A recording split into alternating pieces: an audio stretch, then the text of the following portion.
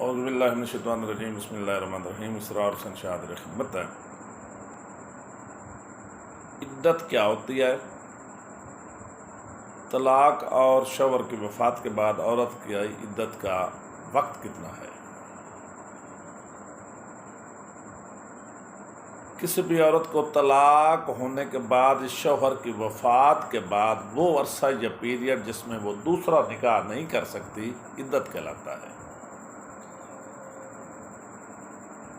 اب سوال یہ پیدا ہوتا ہے کہ کیا طلاق کی عدت اور وفات کی عدت کا پیریڈ یا عرصہ ایک جیسا؟ اس کا جواب ہے نہیں۔ طلاق کی عدت کا عرصہ 3 حیض یا 3 ماہ ہے۔ طلاق ہو گئی ہے، 3 حیض یا 3 ماہ کے بعد وہ عورت فارغ ہو گئی ہے، وہ آگے نکاح وغیرہ کر سکتی ہے۔ لیکن وفات کی عدت کا پیریڈ ہے 4 مہینے اور 10 دن، اور وفات کی عدت میں عورت کے لیے لازم ہے کہ وہ زیب و زینت نہ کرے۔